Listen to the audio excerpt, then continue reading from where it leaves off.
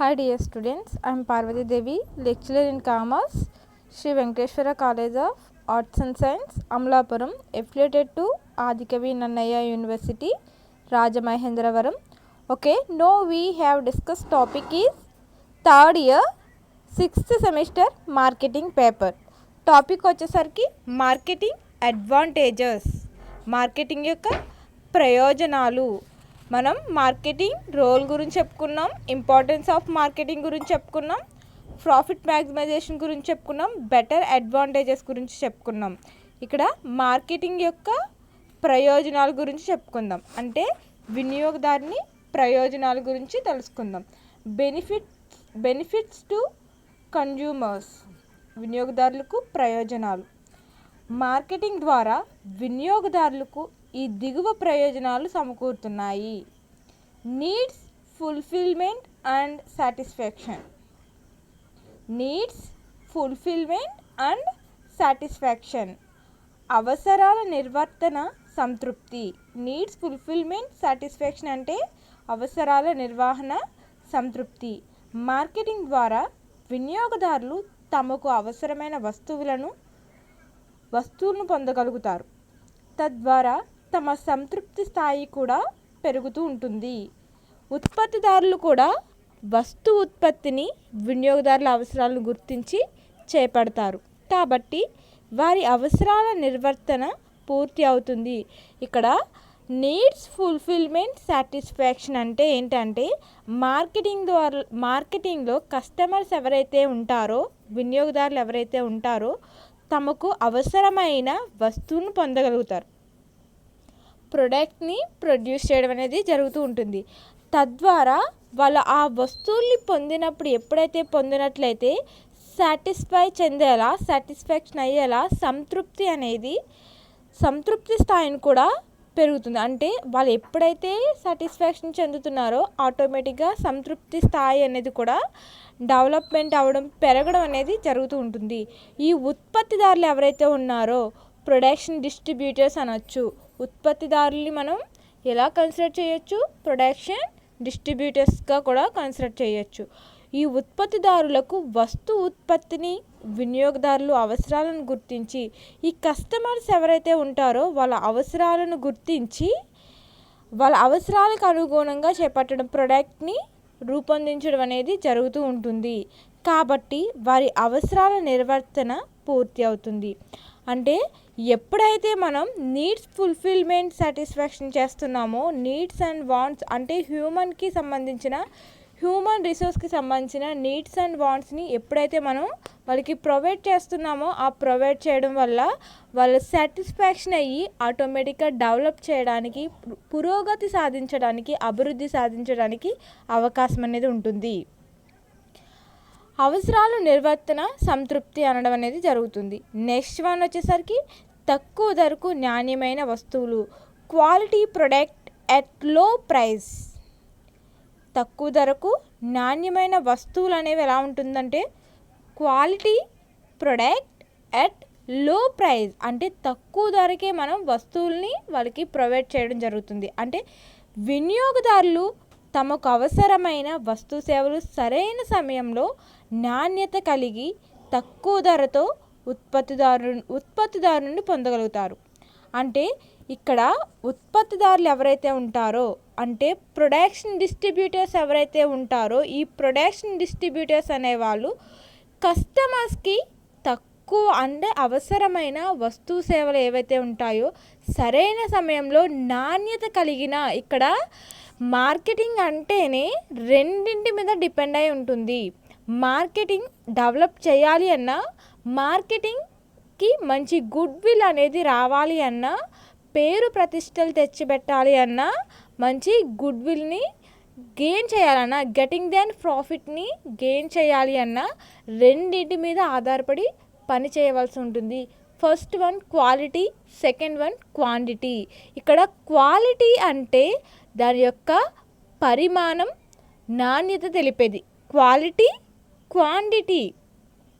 Quality అంటే నాణ్యతతో కూడుకున్న వస్తువులని అర్థం. క్వాలిటీ మీన్స్ నాణ్యత. క్వాంటిటీ పరిమాణం. ఇక్కడ క్వాలిటీతో కూడుకున్న పరిమాణంతో కూడుకున్న వస్తువులు మనం ప్రొడ్యూస్ చేయవలసి ఉంటుంది. అంటే నాణ్యత కలిగిన పరిమాణంతో కూడుకున్న వస్తువులు ఎప్పుడైతే మనం ప్రొడ్యూస్ చేస్తున్నామో దాన్ని ఎంటర్ప్రైజ్ అని కూడా అంటాం. అంటే ఇక్కడ దేన్ని బేస్ చేసుకుని, క్వాలిటీని బేస్ చేసుకుని, క్వాంటిటీని బేస్ చేసుకుని దాని ఎంటర్ప్రైజ్ అనేది మనం డిసైడ్ చేయడం జరుగుతుంది. అంటే ఈ క్వాలిటీని క్వాంటిటీని బేస్ చేసుకుని దాని యొక్క ధర నిర్ణయించడం జరుగుతుంది. అంటే ఇక్కడ 3 టైప్స్గా డివైడ్ చేయడం జరిగింది. అంటే 3 టైప్స్గా డివైడ్ చేయొచ్చు. ఎలా అంటే top level, middle level, lower level. Top level is a higher authority of the people, higher level of the people of management, marketing management. Top level is a higher authority of the people is a top level management అని చెప్పవచ్చు. ఇక్కడ top level అంటే ఎక్కువ స్థాయి కలిగిన వారని అర్థం, ఎక్కువ స్థాయి కలిగిన వాళ్ళని అర్థం. మిడిల్ లెవెల్ అంటే ఈ టాప్ లెవెల్కి ఈ లోయర్ లెవెల్కి మధ్యన ఎవరైతే ఉంటారో, ఈ టాప్ లెవెల్కి మిడిల్ అంటే లోయర్ లెవెల్కి మధ్యన ఎవరైతే ఉంటారో ఇది మిడిల్ లెవెల్ ఆఫ్ మేనేజ్మెంట్. అంటే middle level management top level కన్నా లోయర్ లెవెల్ కన్నా మధ్యలో నిర్వహించడం జరుగుతుంది. Is a lower level authority is a తక్కువ స్థాయి. అంటే ఇక్కడ అందరినీ బేస్ చేసుకుని తక్కువ రకపు అంటే తక్కువ నాణ్యత కలిగిన అంటే తక్కువ ధరకే నాణ్యత కలిగిన ప్రోడక్ట్ని మనం ప్రొడ్యూస్ చేయవలసి ఉంటుంది. అంటే తక్కువ నాణ్యత అంటే నాణ్యత అనేది దాంట్లో క్వాలిటీ కానీ క్వాంటిటీ కానీ ఎటువంటి చేంజెస్ రాకూడదు. కాకపోతే ఇక్కడ ప్రజలకు వచ్చేసరికి ఎలాంటి ప్రోడక్ట్ని ప్రొడ్యూస్ చేయవలసి ఉంటుందంటే తక్కువ ప్రైస్ అనేది ఉండాలి, ప్రోడక్ట్ అనేది బెస్ట్గా ఉండాలి, అందరూ యూటిలైజ్ చేసేలా, అందరికీ అది అవసరమయ్యే ప్రోడక్ట్ కాబట్టి అందరూ వినియోగించే నీడ్స్ అండ్ వాంట్స్ కాబట్టి వాటిని మనం అందరికీ చేకూర్చే విధంగా దాన్ని రూపొందించాలని. క్వాలిటీ ప్రోడక్ట్ అట్ లో ప్రైస్కి మనం ఉత్పత్తిదారుల నుండి పొందగలుగుతారు. ఈ వినియోగదారులు ఎవరైతే ఉంటారో తమకు అవసరమైన వస్తు సేవలను సరైన సమయంలో నాణ్యత కలిగి తక్కువ ధరకే ఉత్పత్తిదారుల నుండి పొందగలుగుతారు. నెక్స్ట్ వన్, మెరుగైన కొత్త వస్తువు, ఇంప్రూవ్డ్ న్యూ ప్రొడక్ట్. మెరుగైన కొత్త వస్తువు అంటే ఇంప్రూవ్డ్ న్యూ ప్రొడక్ట్. మార్కెటింగ్ ద్వారా వినియోగదారుల అవసరాలను ఎప్పటికప్పుడు అధ్యయనం చేయడానికి వీలవుతుంది. ఇక్కడ ఇంప్రూవ్డ్ అంటేనే అంటే చాలా వేగంగా అని అర్థం. చాలా వేగంగా వాళ్ళ అవసరాలను గుర్తించి ఈ కస్టమర్స్ ఎవరైతే ఉన్నారో, వినియోగదారులు ఎవరైతే ఉన్నారో ఎప్పటికప్పుడు అధ్యయనం చేసి అంటే ఎనలైజ్ చేసి చేయడానికి వీలవడం అనేది జరుగుతుంది. అంటే మారుతున్న వారి అవసరాలు, కోరికలు మరియు ఆసక్తులు పరిగణలోనికి తీసుకొని ప్రస్తుత వస్తువులతో మార్పు తీసుకురావచ్చు.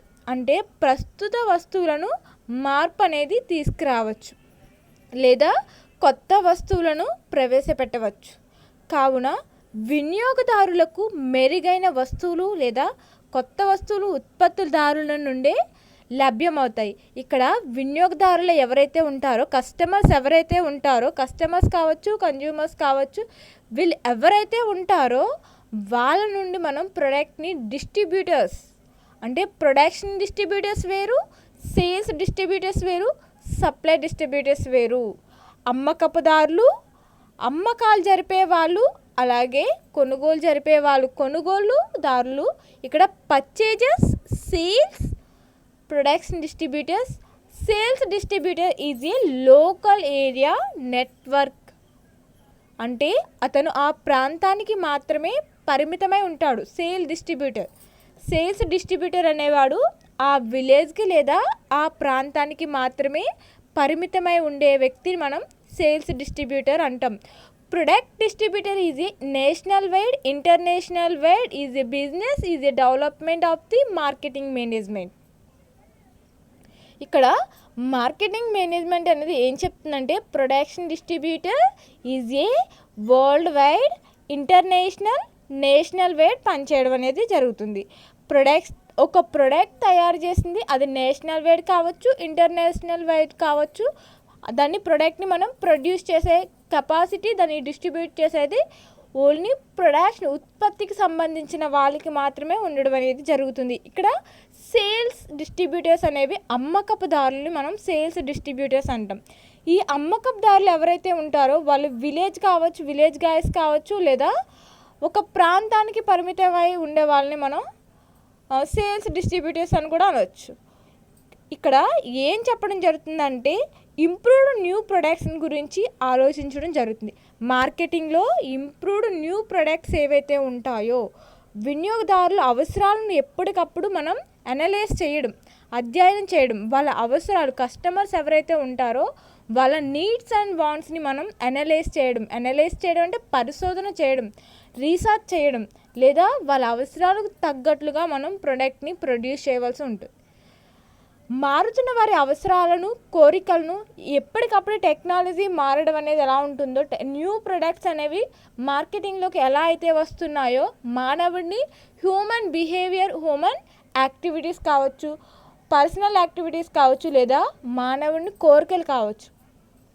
ప్రపంచంలో మానవుని కోరికలు అనేవి ఎప్పటికప్పుడు వాళ్ళ మార్కెటింగ్ విధానాన్ని కావచ్చు, లేదా అడ్వర్టైజ్మెంట్స్ కావచ్చు, మ్యాగజైన్స్ కావచ్చు, ప్రకటనల ద్వారా కావచ్చు, తన కోరికలు అనేవి ఎప్పటికప్పుడు అన్లిమిట్గా ఉండడం అనేది జరుగుతూ ఉంటుంది. అంటే కోరికలు అనేవి చాలా సహజంగా ఉంటూనే ఉంటాయి. అంటే కోరికలు అనేవి అన్లిమిట్గా ఉంటాయని కూడా చెప్పవచ్చు. దాన్ని తీర్చుకునే విధానం ఎలా ఉంటుందంటే లిమిట్గా మాత్రమే ఉంటుంది. ఇక్కడ చెప్పాలి అంటే కోరికలు అనేది అపరిమితంగా ఉంటాయని చెప్పచ్చు. వాటిని తీర్చుకునే విధానం అనేది పరిమితంగా మాత్రమే ఉంటుంది. ఇక్కడ new products, new technology, new ideas, new thinking అనేది ఎలా ఉంటుందంటే ఇంప్రూవ్డ్ న్యూ ప్రొడక్ట్స్ని మార్కెటింగ్ వినియోగదారుల అవసరాలను ఎప్పటికప్పుడు అధ్యయనం చేయడానికి వీలవుతుంది. మారుతున్న వారి అవసరాలను, కోరికలను మరియు ఆసక్తులను కలిగి, అంటే వాళ్ళ ఇంట్రెస్ట్ని బేస్ చేసుకొని పరిగణలోనికి తీసుకొని ప్రస్తుత వస్తువులు మార్పులు తీసుకురావచ్చు. ప్రజెంట్ సిచ్యువేషన్లో వాళ్ళు ఏవైతే కోరికలు, వాళ్ళ ఇంట్రెస్ట్ని బేస్ చేసుకొని వాళ్ళ అవసరాలను తీసుకొని వాళ్ళ అవసరాలకు తగ్గట్లుగా మనం వస్తువులను మార్పులు అంటే చేంజెస్ అనేవి తీసుకురావడానికి అవకాశం ఎక్కువగా ఉంటుందని చెప్పచ్చు, లేదా కొత్త వస్తువులను ప్రవేశపెట్టవచ్చు. కావున వినియోగదారులు మెరుగైన వస్తువులను లేదా కొత్త వస్తువును ఉత్పత్తిదారుల నుండే అంటే ప్రొడక్షన్ డిస్ట్రిబ్యూటర్స్ నుండే వాటిని లభించడం అంటే లభ్యమవుతున్నాయని చెప్పడం జరుగుతుంది.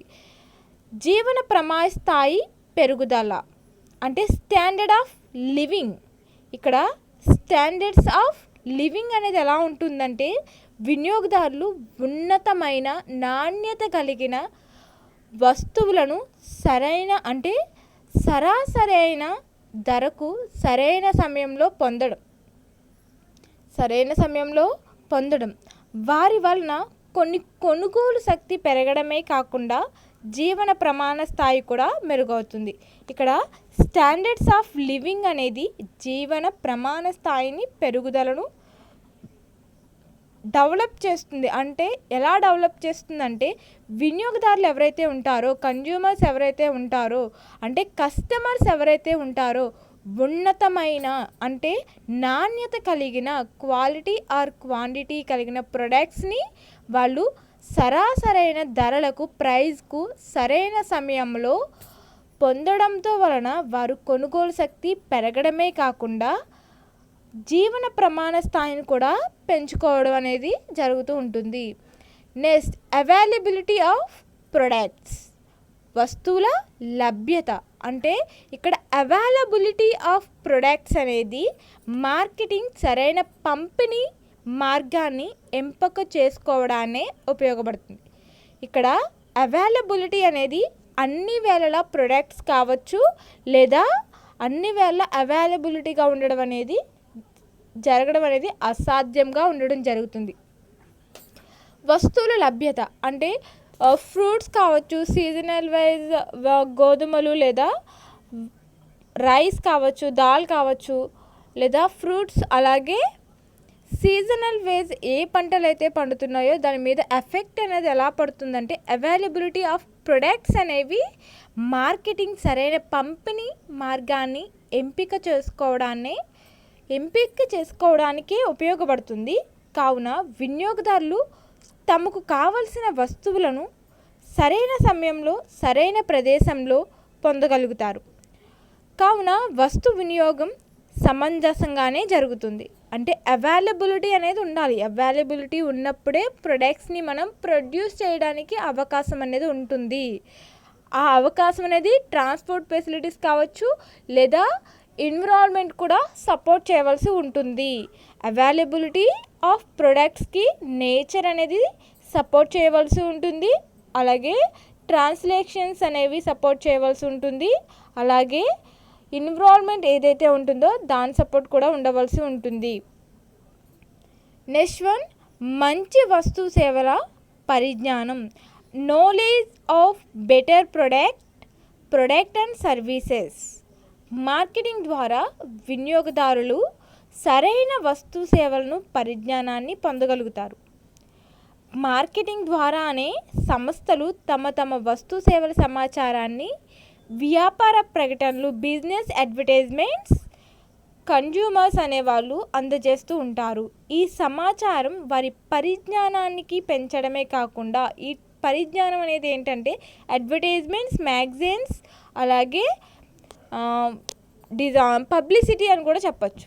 పబ్లిసిటీ పెంచడమే కాకుండా సరైన వస్తువులను సరైన కాలంలో పొందగలుగుతారు.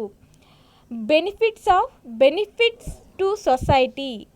సమాజానికి ప్రయోజనాలు. అంటే సమాజానికి ప్రయోజనాలు ఏంటంటే బెనిఫిట్స్ టు సొసైటీ అనేది మార్కెటింగ్ ద్వారా సమాజానికి ఈ దిగువ ప్రయోజనాలు కలుగుతాయి. మార్కెటింగ్ ద్వారా సమాజానికి ఈ దిగువ ప్రయోజనాలు అనేవి కలుగుతాయి.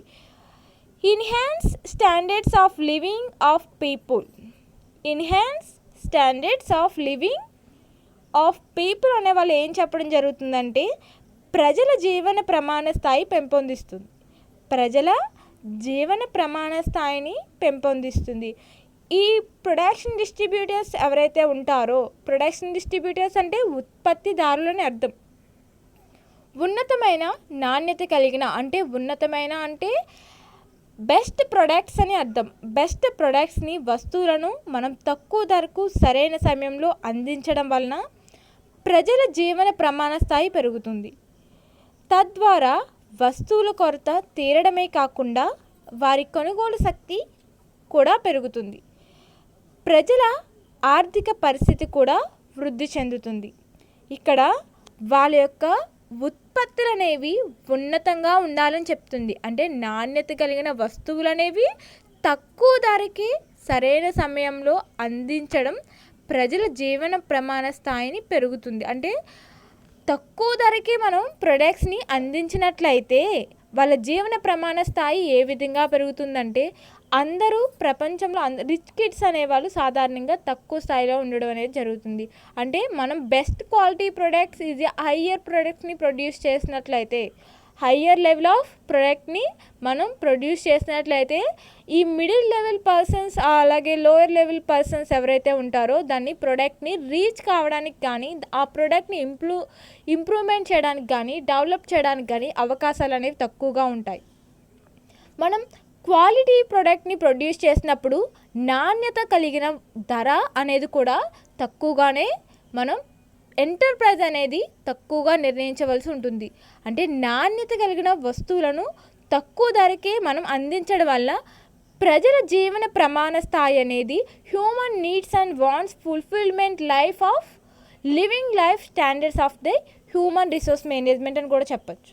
అంటే ఇక్కడ మానవులు ప్రతి ఒక్కరూ జీవన ప్రమాణ స్థాయిని పెంపొందించుకోవడానికి అవకాశం అనేది ఉంటుంది.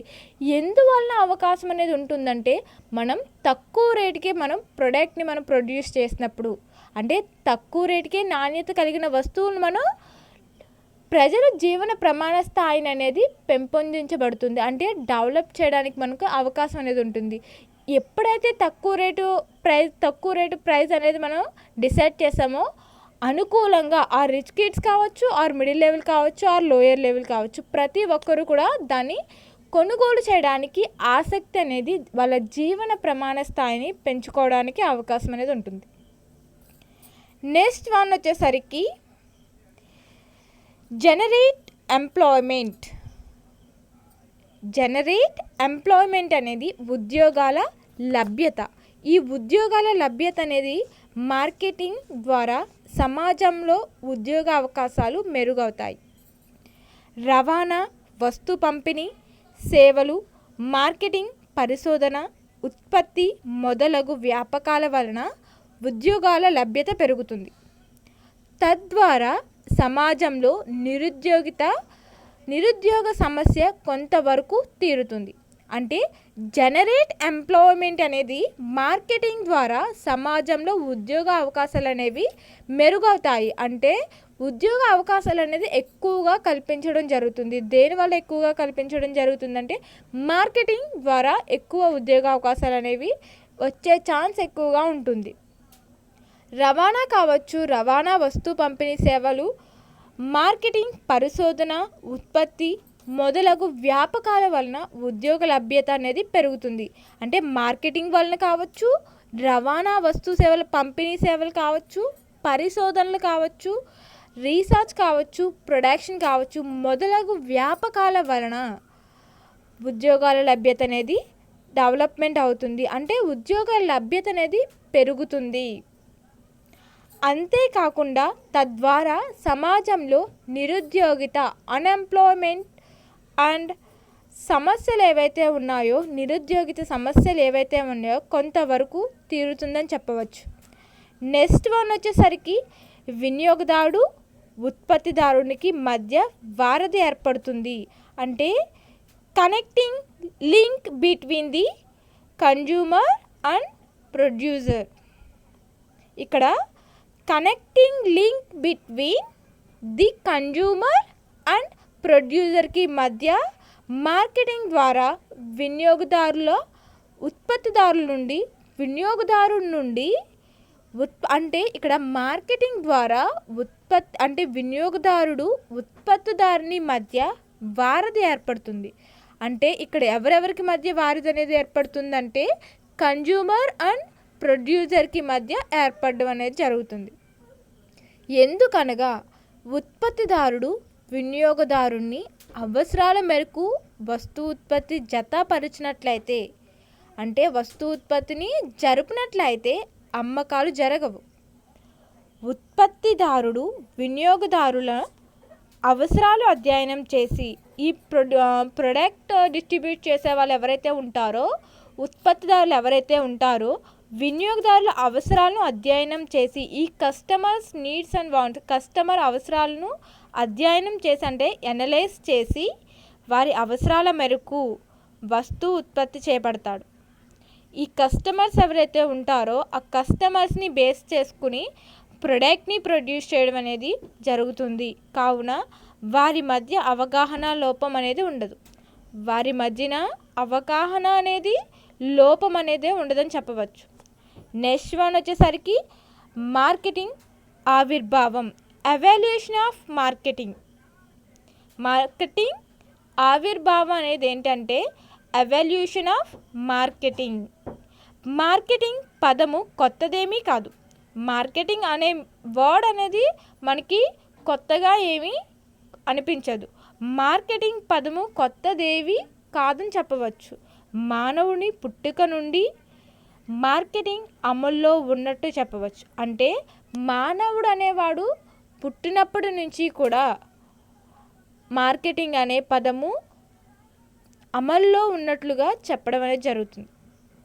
అయితే పారిశ్రామిక విప్లవం తరువాత మార్కెటింగ్ను ఒక నిర్వహణ సిద్ధాంతంగా, ఇక్కడ నిర్వహణ సిద్ధాంతంగా అంటే మేనేజ్మెంట్గా సిద్ధాంతంగా ప్రజలు ఆమోదించినారు. అంటే నిర్వహణ సిద్ధాంతంగా ప్రజలు అనేది దాన్ని యాక్సెప్ట్ చేయడం అనేది జరిగింది. కాలం గడుస్తున్న కొలది దాన్ని ఏం చేయడం జరుగుతుందంటే వినియోగదారులు ఎవరైతే ఉన్నారో కాలం గడుస్తున్న కొలది వారి ఉత్పత్తి మేరకు, కాలం గడిచే కొలది వారి ఉత్పత్తి మేరకు పారిశ్రామిక విప్లవం కూడా మార్కెటింగ్ అనే పదం అనేక మార్పులు అయినదని, ప్రాచీన కాలం నుండి మార్కెటింగ్ పదము వస్తు వినిమయంలో అంటే బెటర్ సిస్టమ్ ప్రారంభమవుతుంది. ఇక్కడ ఎవల్యూషన్ ఆఫ్ మార్కెటింగ్ అనేది పదము కొత్తదేమీ కాదని చెప్పడం జరుగుతుంది. కానీ మానవుని పుట్టుక నుండి కూడా అది ప్రజల్లో ఆమోదించినారని చెప్పేసి కాలం గడుస్తున్న కొద్దీ పారిశ్రామిక విప్లవం తరువాత కూడా మార్కెటింగ్ అనే పదం అనేక మార్పులు గురి అవుతుందని, ప్రాచీన కాలంలో మార్కెటింగ్ పదము వస్తువు విషయంలో బెటర్ సిస్టమ్ ప్రారంభమవుతుందండి. అంటే ఇక్కడ బెటర్ సిస్టమ్ ప్రారంభమవుతుందంటే టెక్నాలజీని అడాప్ట్ చేసుకుని, టెక్నాలజీని బేస్ చేసుకుని బెటర్ ఇంప్రూవ్మెంట్స్తో, న్యూ ఐడియాస్తో కావచ్చు, న్యూ ప్రొడక్ట్స్ని, న్యూ థింకింగ్ ద్వారా ప్రొడక్ట్స్ని ప్రొడ్యూస్ చేయడం అంటే బెటర్ సిస్టమ్గా చెప్పవచ్చు. కానీ 1915 సంవత్సరం వరకు మార్కెటింగ్ పదం అంటే 1915 సంవత్సరం వరకు మార్కెటింగ్ అనే పదం సమాజంలోనే ప్రబలమైన స్థానాన్ని పొందింది. అంటే ప్రపంచంలోనే కూడా మార్కెటింగ్ అనేది చాలా బెస్ట్గా పేరు పొందడం అనేది జరిగింది. అంటే ప్రతి ఒక్కటి కూడా మార్కెటింగ్లోనే చూపించడం జరుగుతుంది. దాని వాల్యూ కావచ్చు, దాని ప్రైస్ కావచ్చు, దాని ఎక్స్ప్లెనేషన్ కావచ్చు, ఆ ప్రోడక్ట్ యొక్క రా మెటీరియల్ గురించి కావచ్చు, బెస్ట్ క్వాలిటీ గురించి కావచ్చు, క్వాంటిటీ గురించి కావచ్చు, దాని యొక్క నాణ్యత, పరిమాణం, మెటీరియల్స్ గురించి ప్రతి ఒక్కటి కూడా ఎక్స్ప్లెయిన్ చేయడం అనేది సమాజంలో ప్రబలమైన స్థానాన్ని సంపాదించడం అనేది జరిగింది. ఉత్పత్తిదారులు తమ సంస్థలను నైపుణ్యాలు, ఉత్పత్తిలో నాణ్యతలు, కొత్త వస్తువులను రూపొందించడం, అంటే ఉత్పత్తిలో నాణ్యతతో కూడిన కొత్త వస్తువులను రూపొందించడం, అన్ని వేళలా వినియోగదారుల అవసరాలను గుర్తించి అన్ని వేళలా వినియోగదారుల అవసరాలను తీర్చలేకపోవచ్చు. కావున తాము ఉత్పత్తి చేసే వస్తువులు వినియోగదారులు ఎవరైతే ఉంటారో, కస్టమర్స్ ఎవరైతే ఉంటారో అవసరాలకు సరిపడా ఉండాలని గ్రహించారు. మార్కెటింగ్ పదం వివిధ దశల్లో ఈ దిగువ విధంగా ఆవిర్భవించింది. ఎవల్యూషన్ ఆఫ్ మార్కెటింగ్ అనేది ఫస్ట్ వన్ వచ్చేసరికి బెటర్ సిస్టమ్, వస్తు వినిమయ విధానం. బెటర్ సిస్టమ్ అంటే వస్తు వినిమయ విధానం. పారిశ్రామిక విప్లవానికి ముందు ప్రజలు తమ అవసరమయ్యే వస్తువులను వస్తు వినిమయంతో పొందేవారు. ద్రవ్య ప్రమేయం లేకుండా తమ వద్ద లేని వస్తువులను తాము కలిగి ఉన్న వస్తువులతో వినిమయం చేసుకునేవారు. కావున వినిమయం సాధించడం లేకుంటే, సాధనం అనేది లేకుండానే వస్తు వినిమయం జరిగేదని, ఆర్థిక వ్యవస్థ మొత్తం వ్యవసాయం, చేతివృత్తులపైనే ఆధారపడి ఉండేది. ఇరువురు పార్టీల తమ అవసరాలను వస్తువులను వినిమయం ద్వారా తీర్చుకునేవారు. వ్యవసాయదారులు అగ్రికల్చర్కి సంబంధించి కానీ, ఉత్పత్తులకి ప్రొడక్షన్కి సంబంధించి కానీ, అనగా గోధుమల యొక్క మొక్కజొన్న, వరి, పత్తి లేదా పాలు మొదలగు వస్తువులను వేరే వినియోగదారులకు ఇచ్చి వారి నుండి లభ్యమయ్యే బట్టలు, పత్రాలు, ఫర్నిచర్ మొదలైనవి పొందేవారు. ఈ పద్ధతి బెటర్ సిస్టమ్ అనేది వస్తు వినిమయ విధానం అనేది ఎగ్జాంపుల్కి చెప్పాలి అంటే బిఫోర్ అంటే గడిచిన కాలం ఏదైతే ఉందో, పూర్వకాలంలో ఎలాంటి పద్ధతులు అనేది బ్రిటిష్ వాళ్ళు ఉన్నప్పుడు కాలం అనేది ఎలా ఉండేదంటే, పూర్వకాలంలో ఎలా వస్తు వినిమయ అంటే ఎక్స్చేంజ్, ప్రొడక్ట్ ఎక్స్చేంజ్ మార్పిడి విధానం అనేది ఉండేది. ఈ ప్రొడక్ట్ ఎక్స్చేంజ్ మార్పిడి విధానం ఎలా ఉండేదంటే, వస్తు వినిమయం అనేది ఎలా ఉండేదంటే, ఒక వస్తువును మనం ఇచ్చి వేరొక వస్తువుని పుచ్చుకోవడం. అంటే సపోజ్ ఎగ్జాంపుల్ చెప్పాలి అంటే వరి, గోధుమ, అలాగే మన దగ్గర ఏవైతే పండుతున్నాయో ఆ ధాన్యములను ఇచ్చి వాళ్ళ దగ్గర ఉన్న బ్రిటిష్ వాళ్ళ దగ్గర ఉన్న ప్రొడక్ట్స్ ఏవైతే ఉంటాయో ఆ ప్రొడక్ట్స్ని తీసుకోవడం జరిగింది. అంటే మన దగ్గర ఉన్న వస్తువుని వాళ్ళకి ఇచ్చి వారి దగ్గర ఉన్న వస్తువుని మనం తీసుకోవడం జరిగింది. దాన్ని బెటర్ సిస్టమ్ అంటే వస్తు వినిమయ విధానం అనేది పూర్వకాలంలో అమల్లో ఉండేదని చెప్పవచ్చు. వేరే వినియోగదారులు ఇచ్చి వారి నుండి లభ్యమయ్యే బట్టలు, పత్రాలు, ఫర్నిచర్ మొదలైనవి అనేది పొందడం అనేది జరుగుతూ ఉండేది. అంటే మనకి అంటే ఒక డయాగ్రామ్ ప్రజెంటేషన్ రూపంలో కూడా చెప్పవచ్చు. అంటే ఈ దిగువన విధంగా డయాగ్రామ్ ప్రజెంటేషన్లో మనం నేర్చుకోవచ్చు. ఇక్కడ వ్యవసాయదారుడు, చేపల కార్మికులు, అలాగే నేత కార్మికులు, వడ్రంగి. ఇక్కడ వ్యవసాయదారులు, అలాగే వడ్రంగి, నేత కార్మికులు, చేపల కార్మికులు. చూద్దాం. మారకం విధానం అంటే ఎక్స్చేంజ్ సిస్టమ్ అనేది ఎలా ఉంటుందో చూడండి. వస్తు వినిమయ విధానం అనేది మారక విధానం అనేది ఏంటంటే ఎక్స్చేంజ్ సిస్టమ్. వస్తు వినిమయ విధానంలో ఉత్పన్నమైన ఇబ్బందుల వలన మారక విధానం ఆవిర్భవించినది. మారకం విధానంలో అంటే ఎక్స్చేంజ్ సిస్టంలో మారక విధానంలో మార్కెటింగ్ మరియు ద్రవ్యం అనే పదాలు ప్రవేశమున్నాయని వ్యవసాయదారులు, చేతివృత్తుల ప్రజలు తమ వస్తు ద్రవ్యం మారకం పెరగడం అంటే మారకం చేయడం మొదలుపెట్టేవారు. ఈ వినిమయం సులువు చేయడానికి, చాలా ఈజీగా చేయడానికి గాను నాణేలు అంటే బంగారం, వెండి నాణేలు పూర్వకాలంలో అమల్లో ఉండేవి. వాళ్ళు మన దగ్గర ఉన్న వస్తువులను ఇచ్చినట్లయితే బంగారు, వెండి నాణేలు అనేవి పొందడం అనేది జరుగుతూ ఉండేది. ఈ నాణేలు మార్కెట్ ప్రవేశపెట్టడం అంటే ఈ బంగారం, వెండి మార్కెట్లో ప్రవేశపెట్టడం జరిగింది. తమ దగ్గర ఉన్న మిగులు సరుకును ఇచ్చి ద్రవ్యంను పొందేవారు. వాళ్ళ దగ్గర ఉన్న మిగిలిన సరుకు ఏదైతే ఉందో దాన్ని ఇచ్చి వీళ్ళు ద్రవ్యాన్ని పొందడం అనేది జరుగుతూ ఉండేది. ఆ ద్రవ్యంతో తమకు అవసరమైన వస్తువులను కొనుగోలు చేయడం మొదలైనవి తమ అవసరాలు తీర్చుకోవడానికి వస్తువు మార్గం జరిగేవి. కానీ మార్కెటింగ్ వ్యాపకం జరిగేది కాదు. మార్కెట్లో వినియోగదారులు తమకు కావాల్సిన వస్తు సేవలను, నాణేలను ఉపయోగిస్తూ పొందగలిగేవారు. ఈ దిగువ పటంలో మనం ఈ విధానాన్ని వెల్లడిస్తుంది. ఇక్కడ మార్కెటింగ్, మనీ ఆఫ్ మార్కెటింగ్ అని కూడా వచ్చు. అంటే మార్కెట్ ద్రవ్యం అనేది వ్యవసాయదారులు, వడ్రంగి, నేత కార్మికులు, చేపల కార్మికులు. ఓకేనా. ఈ మార్కెటింగ్ వస్తు మార్కెట్ విధానం అనేది ఉత్పత్తి ఆధారిత భావన, ప్రొడక్షన్ ఓరియంటేషన్ అని కూడా అనొచ్చు.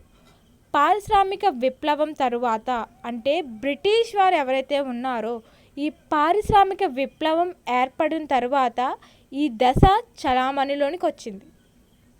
దీనివలన మార్కెటింగ్ భావనకు పుట్టుక ఏర్పడింది. అంటే దీనివలన విప్లవం జరిగిన తర్వాత ఈ మార్కెటింగ్ భావన మార్కెటింగ్ ఏదైతే ఉందో దానికి ఒక పుట్టుక అంటూ ఏర్పడడం అనేది జరిగింది. ఈ దశలోనే మార్కెటింగ్ ప్రక్రియలో అనేక మార్పులు చేకూరినాయి. అంటే అనేక చేంజెస్ అనేవి చేయడం జరుగుతూ ఉంది. ఉత్పత్తి ఆధారిత మార్కెటింగ్ భావన అతి ప్రాచీనమైనదిగా చెప్పవచ్చు. అంటే ఈ ప్రొడక్షన్కి సంబంధించి మార్కెటింగ్ ఏదైతే ఉందో ఆ భావన అతి ప్రాచీనమైనదిగా పేర్కొనవచ్చు. ఈ దశలో వినియోగదారులు ఎవరైతే ఉన్నారో కన్జ్యూమర్స్ ఆర్ కస్టమర్స్ ఎవరైతే ఉన్నారో మార్కెటింగ్ విరివిరిగా, సులభంగా, తక్కువ వ్యయంతో లభ్యమయ్యే వస్తువులు మాత్రమే కొనుగోలు చేస్తారని భావిస్తారు. అంటే మార్కెటింగ్ యొక్క కెపాసిటీ అంచనా అనేది ఎలా ఉంటుందంటే తక్కువ ధరకి ఏవైతే ప్రొడక్ట్స్ని మనం ప్రొడ్యూస్ చేస్తున్నామో ఆ ప్రొడక్ట్స్ని మాత్రమే కొనుగోలు చేస్తారని భావిస్తారు. ఉత్పత్తి భావనలతో మేనేజర్ లక్ష్యాలు ఏమనగా ఉత్పత్తిని పెంచడం, వ్యయాలను తగ్గించడం, భారీ పంపిణీ కార్యక్రమాన్ని చేపట్టడం, వస్తువుల లభ్యతకు ఎలాంటి కొరత లేకుండా చూడడం మార్కెటింగ్ మేనేజర్ ముఖ్యమైన విధిగా భావిస్తారు. కావున ఉత్పత్తి భావనలో సరుకు ఉత్పత్తి భారీగా పెంచడం, తద్వారా వ్యయాలు తగ్గించుకొని అధిక లాభాలు పొందడమే అనే అంశాలు ఇమిడి ఉంటాయి. వినియోగదారులు ఎవరైతే ఉన్నారో కస్టమర్స్ కూడా మార్కెటింగ్ తక్కువ ధరకు లభ్యమయ్యే వస్తువులను కొనుగోలు చేయడాన్ని ఆసక్తిని కనపరుస్తారు. మార్కెటింగ్ కూడా ప్రత్యామ్నాయాలు వస్తువులు ఉండునందువలన వస్తువులు లభ్యమయ్యి సరాసరైన ధరలకు ఉండే వాటి కొనుగోలు చేస్తారు. ఈ భావన ఇంకా అనేక ప్రదేశాల్లో అమల్లో ఉందని, అయితే అభివృద్ధి చెందిన దేశాలలో వస్తువు సరైన ధర కంటే దాని నాణ్యత ఉపయోగాన్ని అధిక ప్రాముఖ్యతనిస్తారు. ఇదే అభివృద్ధి చెందుతున్న దేశాల్లో అంటే డెవలప్ అయిన కంట్రీస్లో అభివృద్ధి చెందుతున్న దేశాల్లో వినియోగదారులు వస్తువును పొందడంలో ఆసక్తిని కనపరుస్తారు. డెవలప్ అయిన కంట్రీస్ అమెరికా, ఫ్రాన్స్, లండన్, ఇంకా ఫారెన్ కంట్రీస్ అన్నీ కూడా, అవుట్ ఆఫ్ కంట్రీస్ అన్నీ కూడా డెవలప్ ఇన్ కంట్రీస్గా చెప్పవచ్చు. అభివృద్ధి చెందుతున్న దేశాల్లో వస్తువులు పొందడంలో ఆసక్తి అనేది, ఇంట్రెస్ట్ అనేది ఎక్కువగా కనపరుస్తారు అని చెప్పవచ్చు. కానీ వస్తువు లక్షణాలకు ఎలాంటి ప్రాముఖ్యతనివ్వరు. ఆ వస్తువు ఎలాంటిదైనా సరే ఎలాంటి ప్రాముఖ్యత అనేది, ఇంపార్టెన్స్ అనేది ఇవ్వడం జరగదు. ఉత్పత్తి భావనలు ఈ దిగువ పటం ద్వారా అవగాహన చేసుకోవచ్చు. మనం చూడండి, ఇక్కడ తక్కువ ధరకు అధిక ఉత్పత్తి, లో ప్రైస్ అండ్ హయ్యర్ ప్రొడక్షన్. ఎక్కువ మొత్తంలో కూడా అని చెప్పచ్చు. తక్కువ ధరకు అధికంగా మనం ఉత్పత్తి చేసుకోవచ్చు. అండ్ అధిక అమ్మకాలు, ఇక్కడ తక్కువ ధరకు అధిక ఉత్పత్తి చేసుకున్నట్లయితే ఎక్కువగా అమ్మకాలు అనేవి జరుగుతూ ఉంటాయి. మనం ఎప్పుడైతే తక్కువకి ప్రోడక్ట్ని ప్రొడ్యూస్ చేసుకున్నామో దాని రేట్ అనేది మనం ఎంతకైనా పెంచి అమ్మకాలు అనేవి, సేల్స్ అనేది చేయొచ్చు. ఇక్కడ తక్కువ ధరకే మనం ప్రొడక్షన్ చేసుకున్న దాని రేట్ అనేది మనం ఎంతకైనా అధికంగా లాభాలు మోర్ దెన్ ప్రాఫిట్స్ని గెయిన్ చేయడానికి అవకాశం అనేది ఉంటుంది. నెక్స్ట్ వన్ వచ్చేసరికి ప్రొడక్ట్ ఓరియంటేషన్, వస్తు ఆధారిత భావన. ప్రొడక్ట్ ఓరియంటేషన్ అనేది ఎలా ఉంటుందంటే, ఫస్ట్ వన్ వచ్చేసరికి ఉత్పత్తి ఆధారిత భావన అంటే ప్రొడక్షన్ ఓరియంటేషన్. ఇక్కడ ప్రొడక్ట్ అనేది వస్తు ఆధారిత భావన. ప్రొడక్ట్ ఓరియంటేషన్ మార్కెట్లో పోటీదారుల సంఖ్య పెరగడం వలన, అంటే ఇక్కడ మార్కెటింగ్లో కాంపిటీషన్ పెరగడం వలన వస్తు ఆధారిత భావన ప్రాచుర్యంలో వచ్చిందని, అమ్మకందారుల సంఖ్య పెరగడం వలన వినియోగదారుల వస్తువు ఎంపిక అవకాశాలు పెరిగాయి. వస్తువులు వివిధ ధరకు నాణ్యతలతో లభించడం ప్రారంభమవుతుందండి. వస్తువు ఉత్పత్తి ఏదైతే ఉంటుందో భావన పూర్తిగా వస్తువు నాణ్యత వైపు మళ్ళినదని, ఈ వస్తువు భావన ప్రకారం వినియోగదారులు మార్కెట్లో లభించే మంచి నాణ్యత లక్షణాలు కల సరాసరైన ధర వస్తువులే కొనుగోలు చేస్తారని భావిస్తారు. మంచి వస్తువులు అందిస్తూ అధిక లాభాలు పొందడం అనేది ఈ భావనలో సారాంశం. ఓకేనా, ఇక్కడ వరకు రాస్తే సరిపోతుంది. ప్రొడక్ట్ ఓరియంటేషన్ వచ్చేసరికి అధికంగా అందిస్తూ లాభాలు పొందడమే ఈ మార్కెటింగ్ సారాంశం తెలిస్తే సరిపోతుంది. తర్వాత ప్రొడక్ట్ బెస్ట్ క్వాలిటీ ప్రొడక్ట్స్ని ప్రొడ్యూస్ చేయడం వల్ల వినియోగదారుని, కస్టమర్స్ని మనం బేస్ చేసుకుని వాళ్ళ అభిరుచులకు తగ్గట్లుగా ప్రోడక్ట్ని ప్రొడ్యూస్ చేయడం, వాళ్ళ ఇంట్రెస్ట్ని తెలుసుకోవడం, ఆసక్తి కనబరచడం, ఇవన్నీ కూడా రాయొచ్చు. ఇక్కడ డయాగ్రామ్ చూడండి.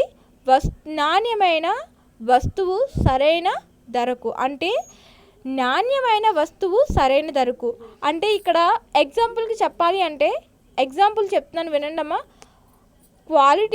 క్వాంటిటీని బేస్ చేసుకుని మనం ప్రైస్ అనేది నిర్ణయించడం జరుగుతుంది. అంటే నాణ్యతతో కూడుకున్న, పరిమాణంతో కూడుకున్న నాణ్యత గల వస్తువులకు మనం రేట్ అనేది ఫిక్స్ చేస్తాం. దేన్ని బేస్ చేసుకుని ప్రైస్ డెసిషన్ చేయడం జరుగుతుందంటే, డెసిషన్ అనేది తీసుకోవడం జరుగుతుందంటే క్వాలిటీ ఆర్ క్వాంటిటీని బేస్ చేసుకుని ప్రైస్ అనేది ఫిక్స్ చేయడం జరుగుతుంది. నాణ్యతమైన వస్తువులకు సరైన ధరకు అంటే నాణ్యత కలిగిన ప్రొడక్ట్స్ ఏవైతే ఉంటాయో సరాసరైన ధరకు ఇవ్వడం జరుగుతుంది. అంటే మంచి అమ్మకాలు అనేవి జరుగుతుంది. అంటే ఇక్కడ మంచి అమ్మకాలు అంటే ఎగ్జాంపుల్ గుడ్విల్ అని చెప్పవచ్చు. Goodwill is a intangible asset. Goodwill is a intangible asset. ఎప్పుడైతే మనకి గెటింగ్ దాన్ మోర్ దాన్ ప్రాఫిట్ని గెయిన్ చేయగలుగుతున్నామో, అమ్మకాలు అనేది పెంపొందిస్తున్నామో, అమ్మకాలు అనేది ఎక్కువగా జరుగుతాయో, గెటింగ్ దాన్ ప్రాఫిట్స్ అంటే గుడ్విల్ అనేది ఎక్కువగా వచ్చే అవకాశం అనేది ఉంటుంది. నెక్స్ట్ వన్ అమ్మకాల ఆధారిత భావన అంటే సేల్స్ ఓరియంటేషన్ అని చెప్పచ్చు. సేల్స్ ఓరియంటేషన్ కొనుగోలుదారులు మార్కెట్ పెరుగుతున్నందువలన వస్తువులు మెరుగుపరచడం అనే భావన విఫలమవుతున్నదని అనేక మంది అమ్మకందారులు ఆవిర్భవించిన వినిమయదారులు వివిధ రకాల వస్తువులు అదే లక్ష్యాలతో అదే ధరలతో పొందుతున్నారు. ఓకేనా. ఇక్కడ మన డయాగ్రామ్ ప్రజెంటేషన్ చూస్తే సరాసరైన ధరలో మంచి వస్తువు, మంచి ప్రమోషన్ వ్యాపకాలు, మంచి అమ్మకాలు. ఇక్కడ కనెక్టింగ్ అనేది ఎలా ఉంటుందంటే సరైన ధరలతో మంచి వస్తువులు మనం అందించినట్లయితే మంచి ప్రమోషన్ వ్యాపకాలు రావడం అనేది జరుగుతుంది. మంచి ప్రమోషన్ వ్యాపకాల ద్వారా మంచి అమ్మకాలు అనేది జరగడం అనేది జరుగుతూ ఉంటాయి. నెక్స్ట్ వన్ వచ్చేసరికి మార్కెటింగ్ ఓరియంటేషన్. మార్కెటింగ్ ఓరియంటేషన్ వచ్చేసరికి మార్కెటింగ్ ఆధారిత భావన. ఈ దశ వరకు వినియోగదారులు కోరికలను అవసరాలను ఎలాంటి ప్రాముఖ్యత ఇవ్వలేదు. అంటే ఈ దశ వరకు మార్కెటింగ్ ఓరియంటేషన్ వచ్చేసరికి ఈ దశ వరకు వినియోగదారులు ఎవరైతే ఉంటారో, కస్టమర్స్ ఎవరైతే ఉంటారో వాళ్ళ కోరికలకు అవసరాలకు ఎలాంటి ఇంపార్టెన్స్ అనేది ఇవ్వలేదు. ఏ కంపెనీ కూడా వినియోగదారులను ఎలాంటి వస్తువులు అవసరమవుతాయని పట్టించుకోదు. కానీ ఈ దశలో కస్టమర్స్ అంటే వినియోగదారుల అభిరుచులకు ప్రాముఖ్యత ఇచ్చారు. ఎందుకనగా కంపెనీ లాభాలు ఆర్జించడం అనేది వినియోగదారుల అవసరాలను తీర్చడం. ఓకే. ఇక్కడ ఫిలిప్ కోటర్ ప్రకారం సంస్థ ధ్యేయాలను సాధించడం అనేది మార్కెటింగ్ భావన అమలుపరచడంపై ఆధారపడి ఉంటుంది. కావున సంస్థలు తాము ఎంపిక చేసుకున్న ఉద్దేశిత మార్కెట్తో వినియోగదారులు అభిప్రాయాలు విలువలను సమకూర్చుతారు. చూడండి, వినియోగదారులు కనెక్టింగ్ వస్తువులు. ఇక్కడ కన్జ్యూమర్స్ నీడ్స్ కస్టమర్స్ నీడ్స్ అని కూడా అన్నది. Customers needs connecting product connecting best promotions, good promotions, connecting better sales, connecting is customer satisfaction, is connecting chain process and train process అని కూడా చెప్పచ్చు. Connecting chain process. First of all customer needs products, good promotions, better sales and customer satisfaction. Next one holistic marketing orientation. Holistic market orientation సంపూర్ణమైన marketing ఆధారిత భావన. Marketing కార్యకలాపాలు, ప్రాసెస్లు, వ్యాపకాలు ఒకదానిపై మరొకటి ఆధారపడి ఉంటాయి. అంటే one person to another person, communication between two persons. ఇక్కడ ఒకరిని మరొకరు అంటే one person to another communication అనేది ఒకరి మీద మరొకరు డిపెండ్ అయి ఉండడం అనేది జరుగుతుంది. కావున వివిధ మార్కెటింగ్ కార్యకలాపాలు గుర్తించడం, సమన్వయపరచడం, వాటి సంక్లిష్టతను తొలగించడం అనేక అవసరాలు ఏర్పడుతున్నాయి. ఇందుకు గాను సంపూర్ణ మార్కెటింగ్ భావన ఉపయుక్తంగా ఉంటుంది. ఇక్కడ డయాగ్రామ్ ప్రజెంటేషన్ చూస్తే సంపూర్ణ మార్కెటింగ్, అంతర్గత మార్కెటింగ్, బాంధవ్య మార్కెటింగ్, ఏకీకృత మార్కెటింగ్, సామాజిక మార్కెటింగ్. ఇక్కడ హోలిస్టిక్ మార్కెటింగ్ ఓరియంటేషన్ ఏంటంటే అంతర్గత మార్కెటింగ్, బాంధవ్య మార్కెటింగ్, ఏకీకృత మార్కెటింగ్, సామాజిక మార్కెటింగ్. ఇక్కడ ఇంటర్నల్ మార్కెటింగ్, ఇంటిగ్రేటెడ్ మార్కెటింగ్ కూడా ఉంటాయి. అంతర్గత మార్కెటింగ్ అంటే ఇంటర్నల్ మార్కెటింగ్ అని అర్థం. బాంధవ్య మార్కెటింగ్ అంటే ఇంటిగ్రేటెడ్ మార్కెటింగ్ అని అర్థం. ఏకీకృత మార్కెటింగ్, ఇంటిగ్రేటెడ్ మార్కెటింగ్ అని అర్థం. అంతర్గత అంటే ఇంటర్నల్ మార్కెటింగ్, ఏకీకృత అంటే integrated marketing, Bandhavya marketing, relationship marketing, సామాజిక మార్కెటింగ్. అంటే ఇక్కడ సామాజికంగా మార్కెటింగ్ వచ్చేసరికి సొసైటీ మార్కెటింగ్ అని కూడా అంటే ఎకనామిక్ మార్కెటింగ్ అని కూడా అనొచ్చు. సామాజిక అంటే ఎకానమిక్, సమాజంలో ఎవరైతే నివసిస్తున్నారో, ప్రజలు ఎవరైతే నివసిస్తున్నారో వాళ్ళని ఎకనామిక్ మార్కెటింగ్ అని కూడా అనొచ్చు. ఈ మార్కెటింగ్ అనేది వస్తువులు మార్కెట్ చేయడానికి సంబంధించి, సంస్థ ఉద్యోగాలను నిర్వర్తించడానికి, తాము పాత్ర నిర్వర్తించడానికి, స్పష్టం తెలుసుకోవడానికి, వినియోగదారుని సంతృప్తినివ్వడానికి, కస్టమర్స్ని సాటిస్ఫాక్షన్ చేయడానికి సాధ్యమవుతుంది ఇంటర్నల్ మార్కెటింగ్ అనేది. ఇంటిగ్రేటెడ్ మార్కెటింగ్ అనేది వినియోగదారులు ఆశించిన విలువలకు అందజేయడాన్ని మార్కెటింగ్ మిశ్రమంతో 4 టైప్స్ కమ్యూనికేషన్ మిశ్రమం ఏకీకృతం చేసి మంచి మార్కెటింగ్ వ్యాపకాలను రూపొందించారు. ఇక్కడ మార్కెటింగ్, సంపూర్ణ మార్కెటింగ్ అనేది వేరు, మార్కెటింగ్ మిక్స్ అనేది వేరు. ఇక్కడ holistic marketing orientation is 4 types dividing 4 types of pieces కింద డివైడ్ చేయడం జరిగింది. మార్కెటింగ్ మిక్స్ వచ్చేసరికి marketing mix is a dividing 7 టైప్స్గా డివైడ్ చేయడం జరిగింది. ఇక్కడ మార్కెటింగ్ మిక్స్ వేరు, మార్కెటింగ్ హోలిస్టిక్ మార్కెటింగ్ వేరు. Holistic marketing depending between internal marketing, integrating marketing, relationship marketing, economic marketing. Only 4 types pieces of marketing holistic marketing. Holistic marketing orientation అని చెప్పవచ్చు. ఇక్కడ production mix వచ్చేసరికి మార్కెటింగ్ మిశ్రమం అనేది ప్రొడక్ట్ మీద కానీ, ప్లేస్ మీద కానీ ఓరియంటేషన్ అంటే ఫిజికల్ ఎవిడెన్స్ కానీ, ప్రొడక్షన్ డిస్ట్రిబ్యూటర్స్ కానీ, సేల్స్ కానీ, పర్చేజెస్ కానీ వీటినన్నిటిని బేస్ చేసుకుని మార్కెటింగ్ మిక్స్ 7 టైప్ పీసెస్గా డివైడ్ చేయడం, అంటే 7 టైప్స్గా డివైడ్ చేయడం అనేది జరుగుతూ ఉంటుంది.